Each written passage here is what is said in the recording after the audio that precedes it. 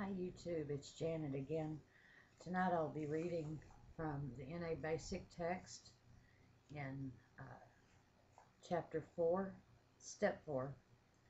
We made a searching and fearless moral inventory of ourselves. The purpose of a searching and fearless moral inventory is to sort through the confusion and the contradiction in our lives so that we can find out who we really are. We are starting a new way of life and need to be rid of the burdens and the traps that controlled us and prevented our growth. As we approach this step, most of us are afraid that there is a monster inside of us that, if released, will destroy us. This fear can cause us to put off our inventory or may even prevent us from taking this crucial step at all. We have found that the fear is a lack of faith, and we have found a loving, personal God to whom we can turn. We no longer need to be afraid. We have been experts at self-deception and rationalization. By writing our inventory, we can overcome these obstacles. A written inventory will unlock parts of our subconscious that remain hidden when we simply think about or talk about who we are. Once it is all down on paper, it is much easier to see and much harder to deny our true nature. Honest self-assessment is one of the keys to our new way of life. Let's face it, when we were not honest with ourselves. We are becoming honest with ourselves when we admit that our addiction has defeated us and that we need help.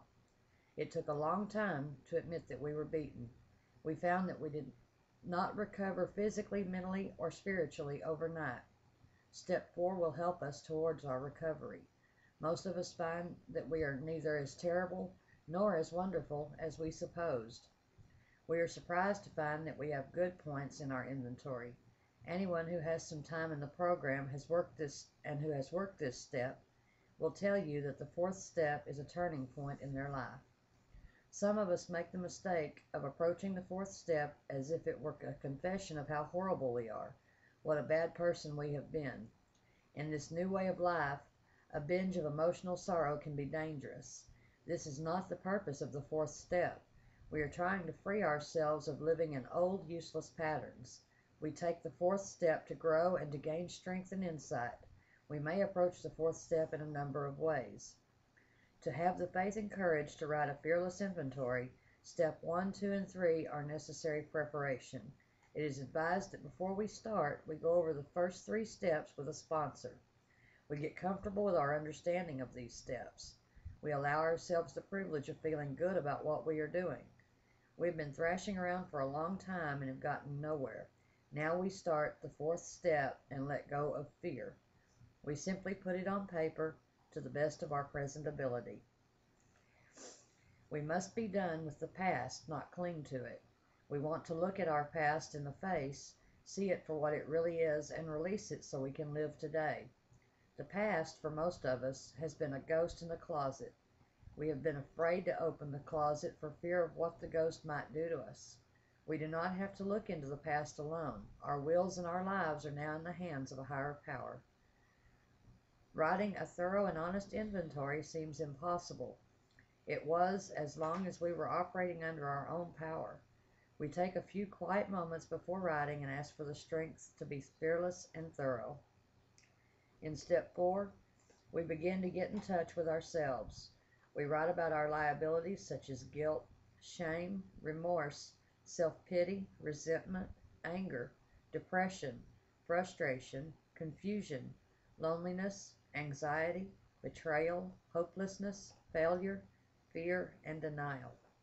We write about the things that bother us here and now.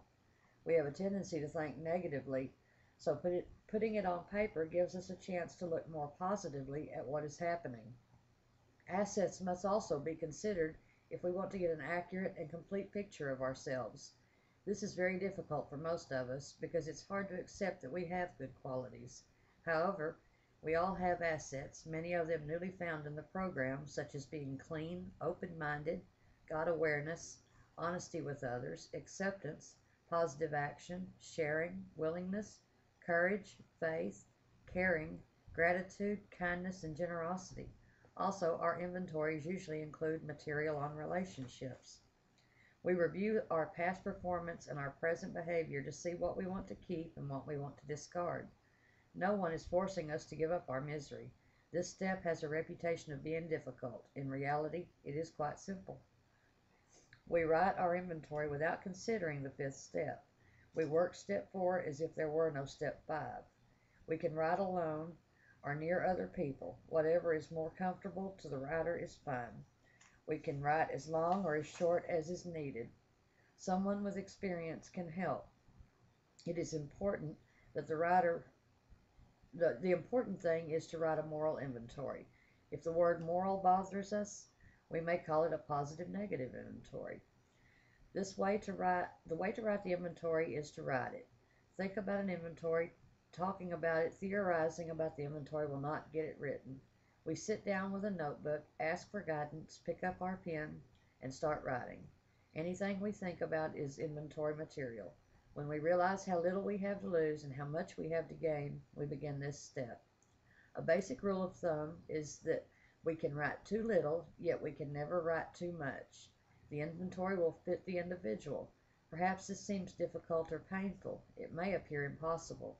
We may fear that being in touch with our feeling will trigger an overwhelming chain of reaction of pain and panic. We may feel like avoiding an inventory because of fear of failure. When we ignore our feelings, the tension becomes too much for us. The fear of impending doom is so great that it overrides the fear of failure. An inventory becomes a relief because the pain of doing it is less than the pain of not doing it. We learn that the pain can be a motivating factor in recovery. Thus, facing it becomes unavoidable. Every topic of step meetings seems to be on the 4th step or doing a daily inventory. Through the inventory process, we are able to deal with all things that can build up. The more we live our program, the more God seems to put us in positions where issues surface. When issues surface, we write about them.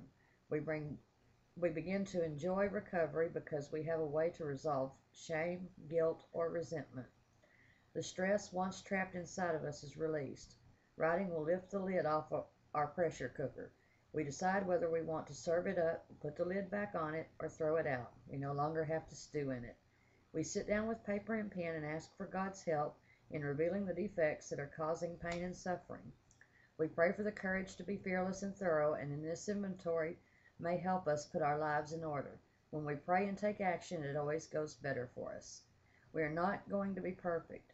If we were perfect, we would not be human. The important thing is we do our best. We use the tools available to us, and we develop the ability to survive our emotions. We do not want to lose any of what we have gained. We want to continue in the program.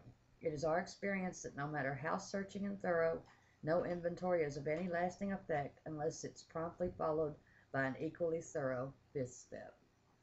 Thank you for joining me tonight, and join me again for the next video on Chapter 4, Step 5. Thank you. Love you. Bye.